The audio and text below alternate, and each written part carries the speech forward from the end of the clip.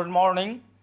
Latest update ये है कि प्रभावी जनसंख्या नियंत्रण के लिए और मातृत्व दर घटाने के लिए लड़कियों की शादी की उम्र बढ़ाने पर विचार शुरू हो गया है और सरकार ने इसके लिए टास्क फोर्स का भी गठन कर दिया है।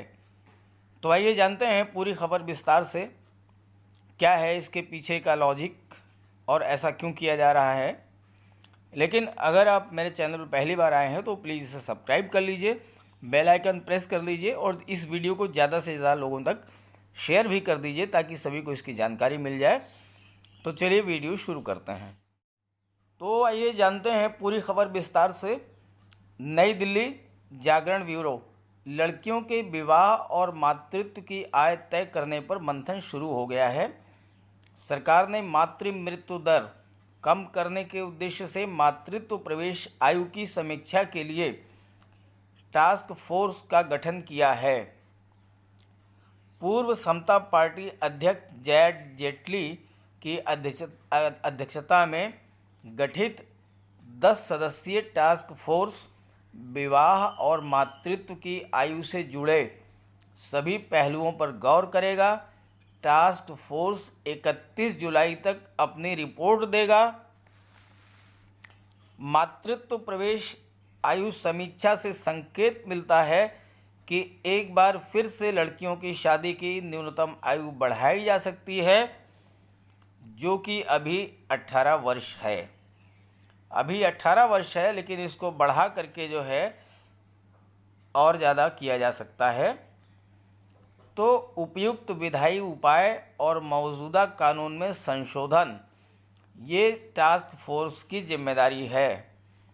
टास्क फोर्स लड़कियों के बीच उच्च शिक्षा को बढ़ावा देने के सुझाव के साथ साथ उपयुक्त विधायी उपायों और मौजूदा कानूनों में संशोधन पर भी अपनी सिफारिश देगा। तो ये टास्क फोर्स जो है ये बताएगा कि लड़कियों के बीच उच्च शिक्षा को कैसे बढ़ाया जाए और इस कानून को कैसे लागू किया जाए, इसके लिए अपनी सिफारिशें देगा जो है।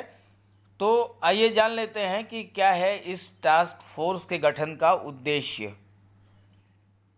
तो टास्क फोर्स के द्वारा जो सिफारिशें दी जाएंगी उसको तय समय सीमा में लागू करने की योजना भी तैयार करेगा।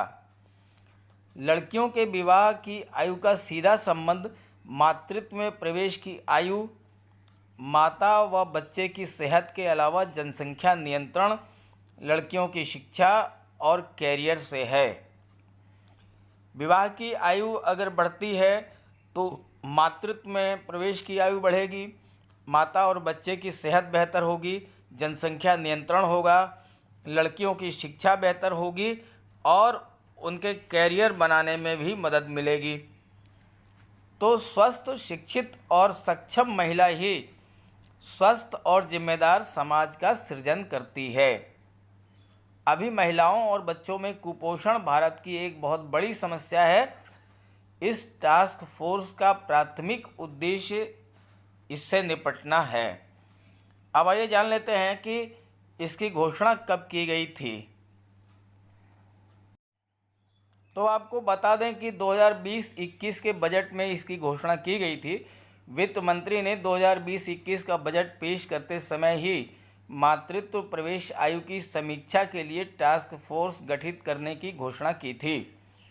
वित्त मंत्री निर्मला सीतारमण ने अपने बजट भाषण में कहा था कि 1978 में शारदा एक्ट में संशोधन करके लड़कियों की शादी की उम्र 15 से बढ़ा के 18 वर्ष की गई थी।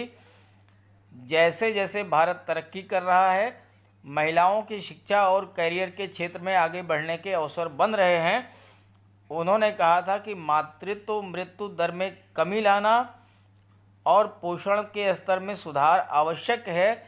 तो इसके लिए मातृत्व में प्रवेश की उम्र से जुड़े पहलुओं पर गौर और समीक्षा किए जाने की ज़रूरत है।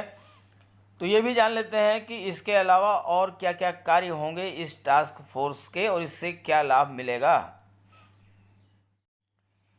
तो ये जो टास्क फोर्स गठित किया गया है, ये टास्क फोर्स विवाह और मातृत्व आयु पर विचार करने के साथ माँ के स्वास्थ्य व पोषण की स्थिति, गर्भावस्था, जन्म एवं उसके बाद नवजात की सेहत के पहलू पर भी विचार करेगी।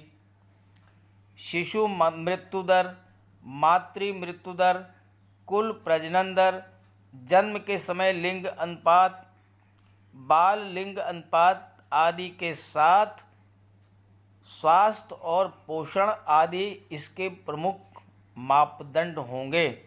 यानी इन सभी बिंदुओं पर जो है ये सुझाव देगी टास्क फोर्स, और इसको लागू कैसे किया जाए इस पर भी जो है अपना सुझाव देगी जो है टास्क फोर्स।